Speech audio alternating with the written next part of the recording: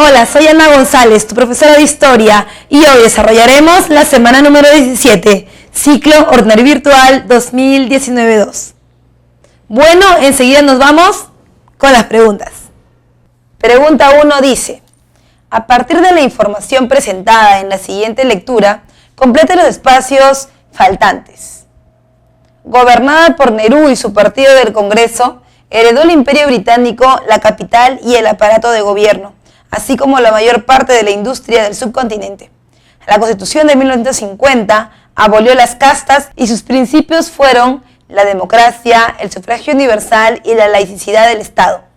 Pakistán, por su parte, con un gobierno de la presidido por Jinnah, prácticamente tuvo que enfrentar la creación del Estado y de la estructura económica y productiva del país. Historia Universal 2003, de la Guerra Fría hasta nuestros días, tomo número 16. Bien, un poquito vamos a analizar el contexto en el que se encuentra esta pregunta. Lo primero es que desde que nos dice Nehru, es porque nos está hablando del antiguo territorio de la India, perfecto. Recuerda que la India se divide en tres.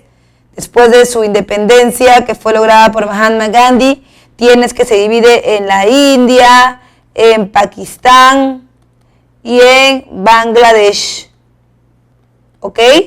Ahora, la India sí hereda el Imperio Británico, porque tú ya sabes que Mahatma Gandhi logra su independencia a través de la guerra sin violencia. Esta guerra sin violencia que le permite mantener los medios de producción y le permite evitar también un costo de vida en la guerra muy alto, ¿no? Por lo tanto, la India hereda del Imperio Británico, la capital y el aparato de gobierno, con una mayor parte de la industria del continente, ¿no? De lo que vamos a ver en un momento, bueno, del subcontinente.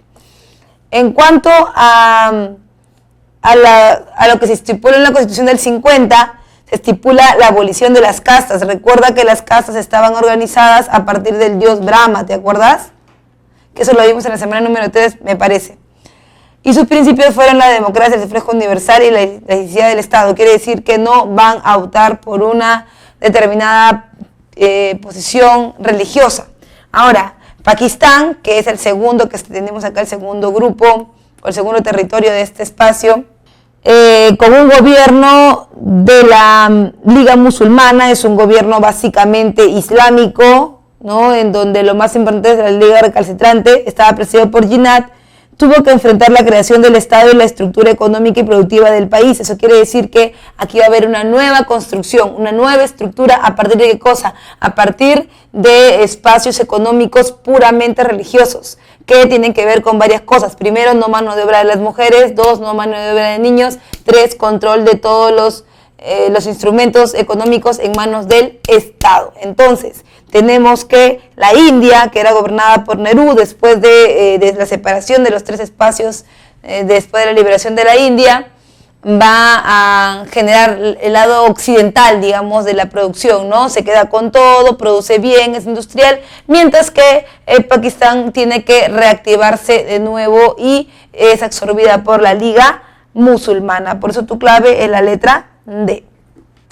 Pregunta número 2 dice: la Revolución China inició en el año 12 con el derrocamiento del último emperador de la dinastía Manchú, de los Qing, Asin y Oropuyi, liderada por Sun Yat-sen. En relación a ese tema, marque verdadero o falso según corresponda. Dice: el Kuomintang fue fundado por Chiang Kai-shek. Eso es falso. ¿Por qué? Porque el Kuomintang fue fundado por Sun Yat-sen, ¿no?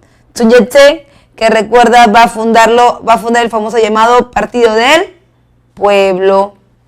En el año 37, Chiang Kai-shek pactó una alianza con Mao Zedong.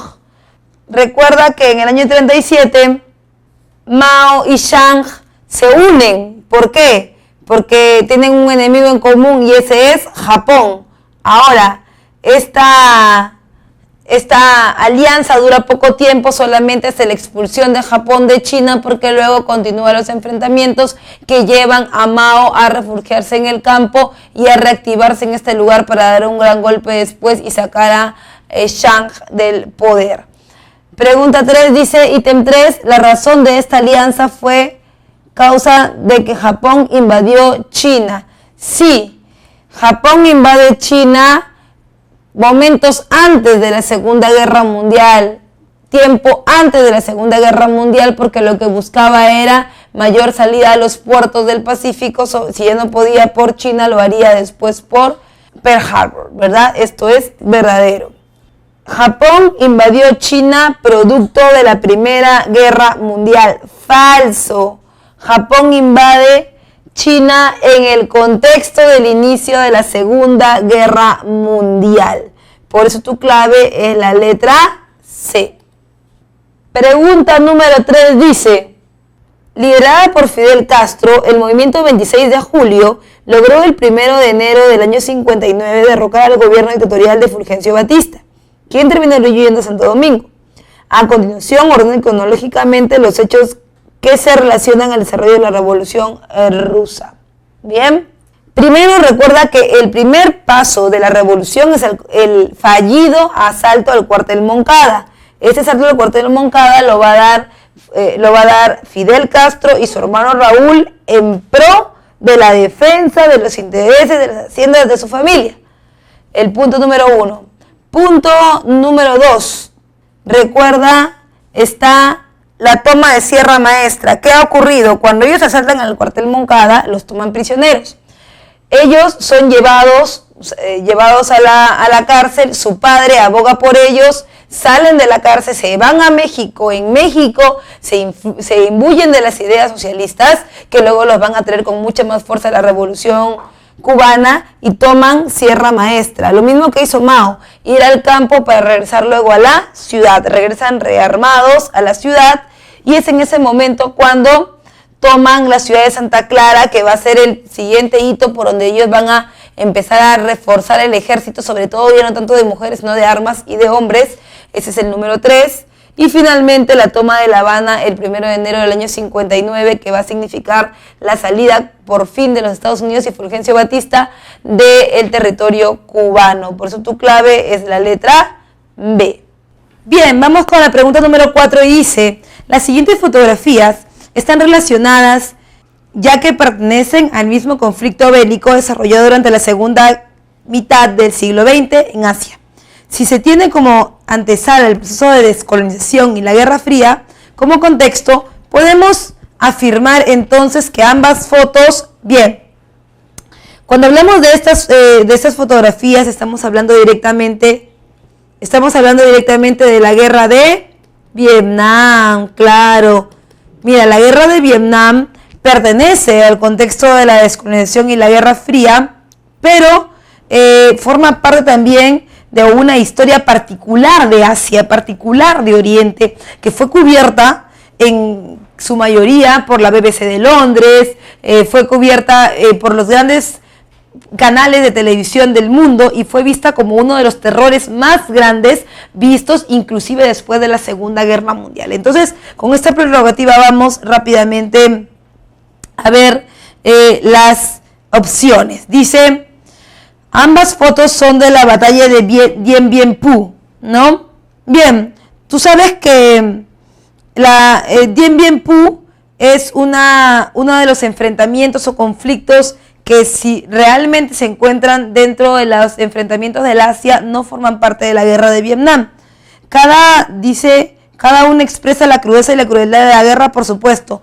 La han llamado también la Gran Guerra del Terror o el terror en la Gran Guerra, que simboliza realmente cuán difícil fue, inclusive en la guerra de Vietnam, el uso de lanzallamas, el uso del empalamiento también de los soldados durante la guerra, permitieron que esta se convierta en uno de los espacios más violentos de la segunda mitad del siglo XX. Dice: son fotos de la guerra de Vietnam del Sur. Eso es correcto. Recuerda que la guerra de Vietnam divide el territorio en dos: Vietnam del Sur para Estados Unidos y Vietnam del Norte para la Unión Soviética, siendo entonces parte de la Guerra Fría. Dice: el primero es británico, los de la otra son indonesios. Bueno, la guerra de Vietnam solamente involucra a Estados Unidos y a los propios vietnamitas, por eso es falso. Y tu clave es la letra A, 2 y 3. Esto ha sido todo por esta semana. No olvides que tenemos un siguiente capítulo la próxima semana. ¡Chao!